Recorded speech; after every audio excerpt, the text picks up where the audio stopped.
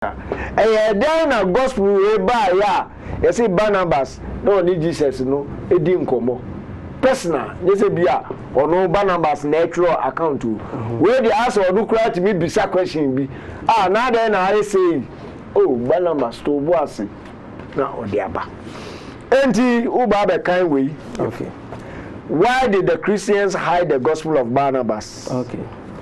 Ube kind free ha. Okay. Evidence no. Okay. Ababi we ha. Okay. Okay. Why did Christians hide the gospel of Barnabas? The very our mark no. Okay. Evidence that gospel of Barnabas is not genuine. Evidence that the gospel of Barnabas is not genuine. Many Muslims believe that Christians reject the gospel of Barnabas only because of its Islamic character. There are, however, the internal and external reasons that provide a much stronger basis for such rejection. What are those reasons? 1. It is impossible for Barnabas to be its author. Muslims say that the Gospel of Barnabas was written in the 1st century AD by a Jewish man who was traveling with Jesus, and that this is a true gospel. If you were to accept these internal claims of the book, it would have been written by one of the 12 apostles of Jesus. However, the Barnabas mentioned in the Bible does not appear until after the death and resurrection of Jesus. Here is what we read in the book. Here is what we read in the Bible. That's Joseph, who was also called by the apostle of Barnabas, which means son of the encouragement, a Levite, a native of Cyprus, and sold a field that belonged to him, and brought the money and laid it as apostles' feet. That is Acts chapter 4 verse 36 to 37.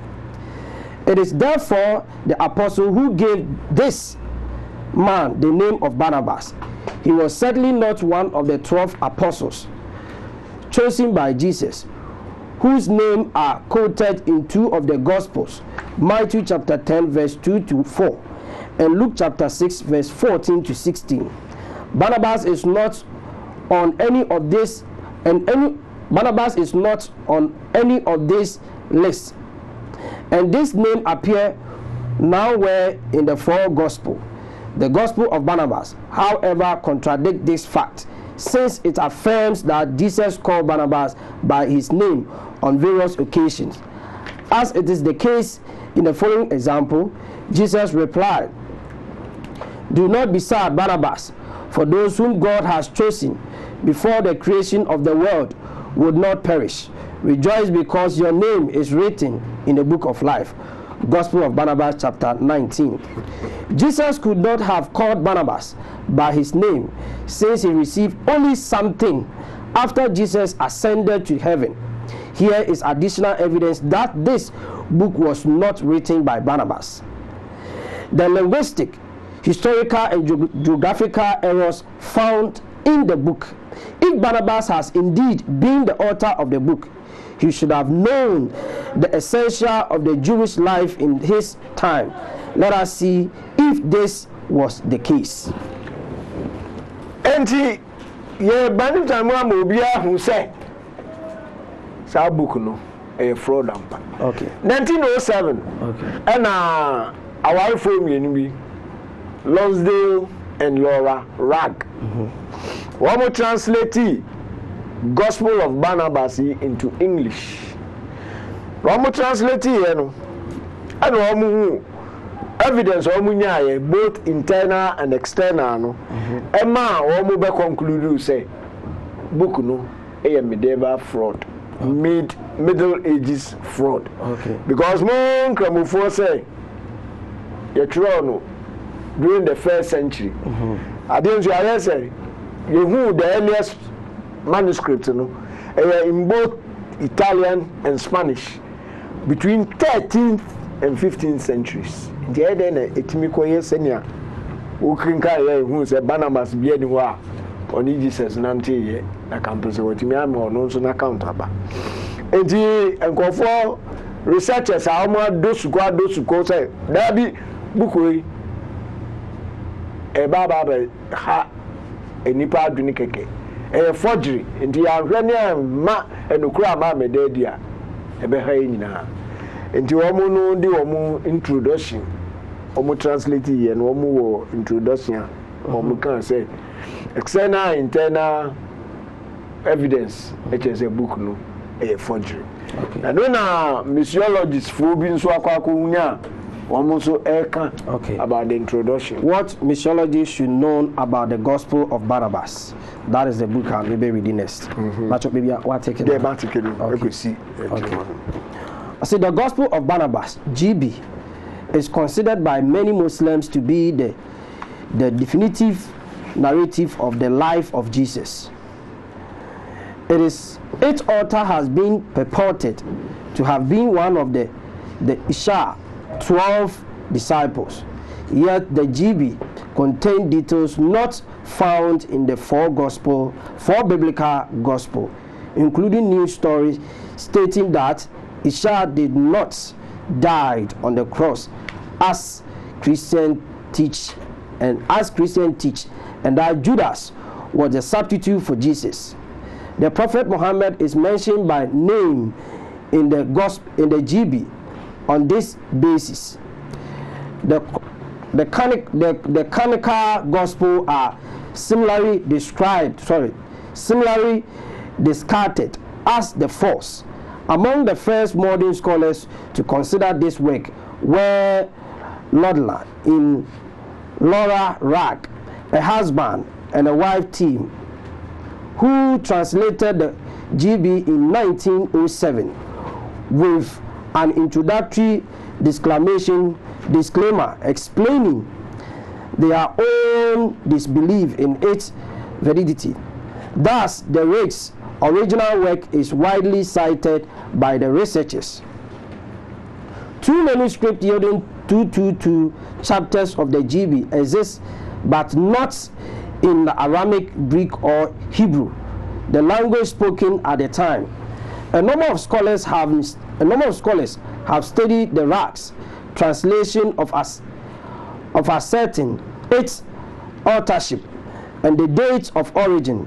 Researchers have found the references to other literature, including the Danes, the Divina Commedia, that is challenging the history presented by several Islamic websites. The juxtaposition of the historic articraft within the text cannot be explained by simple transcription errors in authorship. How should Christians and Muslims deal with those discrepancies? The GB has been retranslated and reprinted in many Muslim countries without the Ragg's authoritative introduction or their copyright. Muslims embracing the Katz version ignore the historical, geographical, and prophetical and symbolical discrepancies that argue with the Quran, that is the Quran, and the biblical text, as well as established historical works.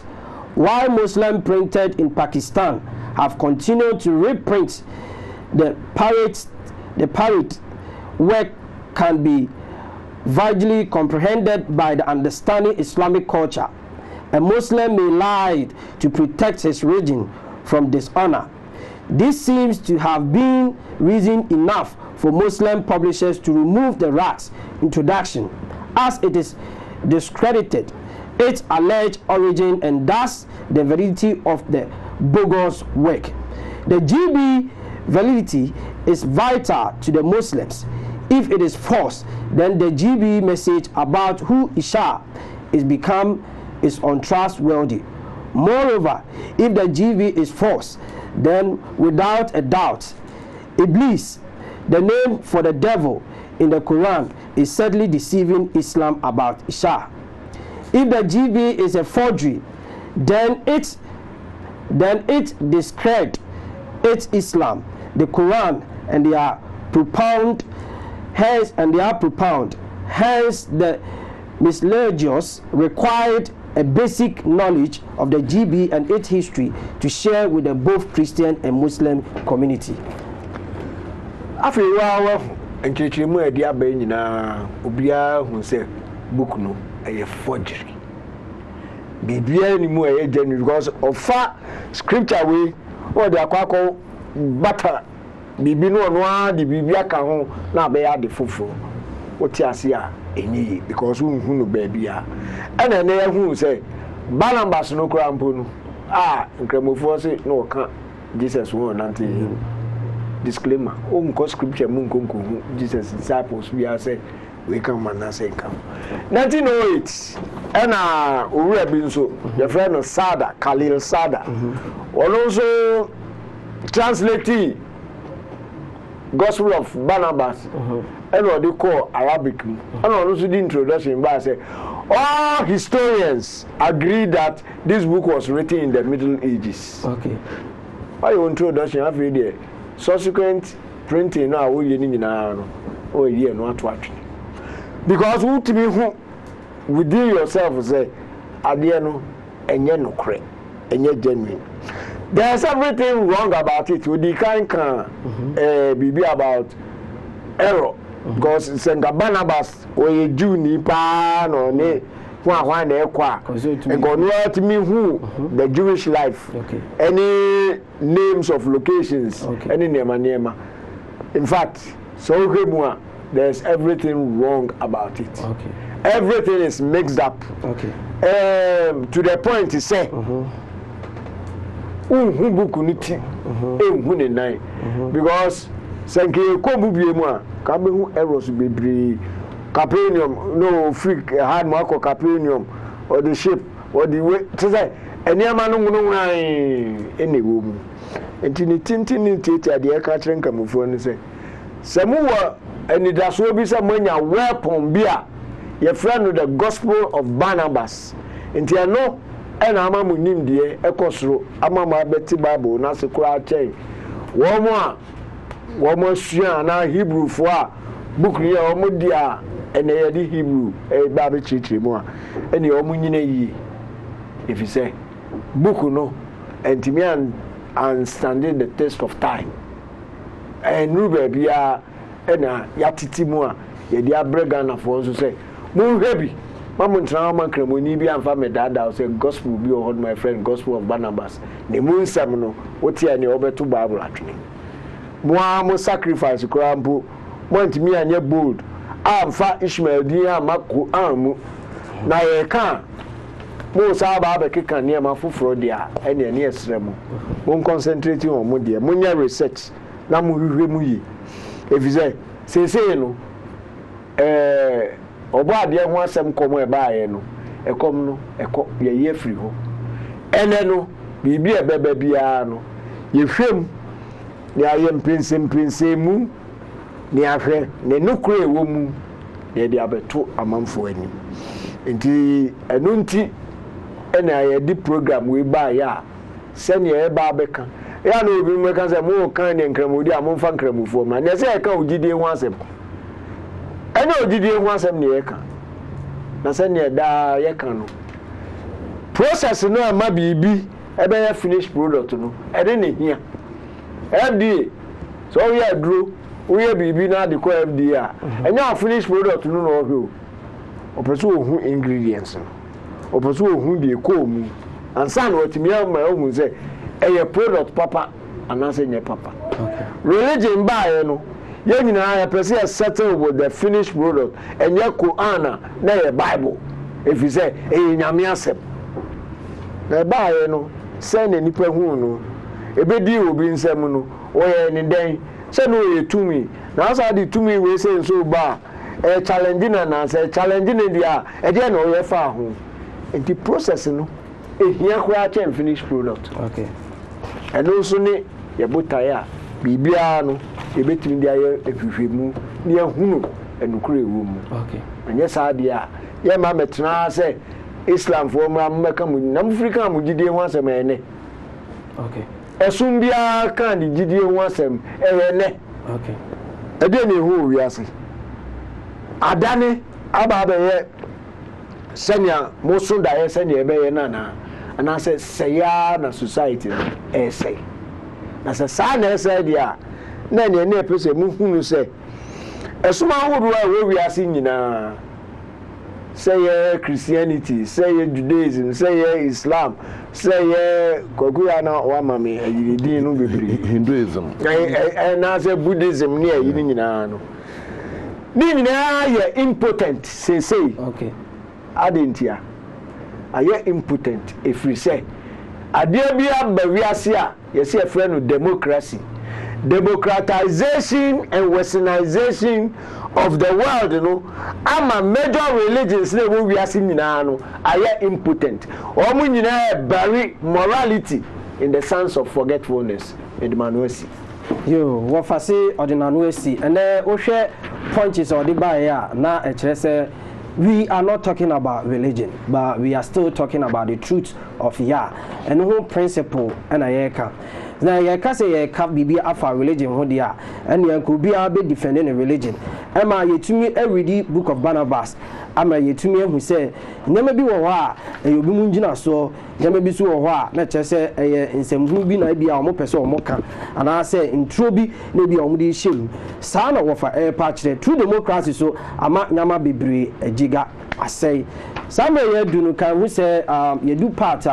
Mpenifu mienu na edi omo submission aba na this part a ye do no me beton ade kakra na masa read messages na ye wie ho a na masa kom ho na makoje the last words a omo de be man for today na ye de dwumadi no aba wie ka wo say me catch you say before ansana ye be kono me de no ma bi betudwa so after the program no obetumi afre na also woni nipa kono akasa na de opese ne kebia no wotumi ni aka no mana ye text messages and WhatsApp, you know, and you're meant for calling. The phone number, and I say studio number, number to screen so now wait to me afraid now also what the contribution I then aba. Sapata you do my mentor ade kakra. Can we say you made the said bebrewa enjumenkoya no so ya saying. Yawo edwakuo bi anase ekuo bi wo ho a ye from the abapa mo edwamaya ewo ahomatentan so a abra wuti ufie a o ha ho kura se obefoka the answer obefa with telephone no na answer with smartphone na wa download the abapa more apps no na wo download wi a nyame bi a wo pe bia no wo benya no live ewo ho na se do some pempe so sia kan hu se emra na e kire se o ha ho na wo sabe ka bibia live na who said, say, do some party, yeah, the answer be any say, Obeko, our Matintano, so now what started say, order on Yama, Bibiano, or say, ordano, straight away, no, within Sma, Kume, Binuna, or Modi, Abreu. Sasuna, a drug, Kubi, or a from Israel consort. Now, a Jamu say, Omo tons are say, almost also tons are so, or Casua, or Kukubiti, or Nedmo, we say, Omo tons are seen, we are. Almost I see Dynamo, almost also store a ton dino, Sasuna, Omoya blocks in Regima, Sasuna, Omuton books are the original Bible, me chess original Bible, obey to me, Osaka, and we read the context and the region and then the history of the whole show. Sasuna Moody books be brave, Abedjama, so me the Omono Betuja now wait to me from. Can we say the same number of the Betuja now? Sanomanasona or the Befre now. Who discussion me and I say suggesting me a ubetumi akasa so na the same Israeli consort here and I say Israel consort here they are living in Accra only omo nkran pe na osa ebetumi aka omo na kwa obefa osa be ka omo na ono omo didwa and I so say ubetumi afrom na omo besi wudan ama and I say omo ama blogs and I say omo books a ubetumi afre sa contact number 0244 686557 0244-686557. We say at me afre 020-7782-482 020-7782-482 8282. Sa number ya mabubo ya can we say the same number na na ube yusu na o dia frɛ Israel consort. Na say the same number na so na betumi afrɛ na wetumi ebisa any suggestion bia our program a o hwɛ yuso na ofra opa ade to a erebema opa question ebisa wo program no ho a yebetumi ama the best way a obetumi assuggest Israel consort is there for you to make business. Sa part a ye do no part a ye be read messages na ye wi na ya call the core segment no so na e di bibia aba na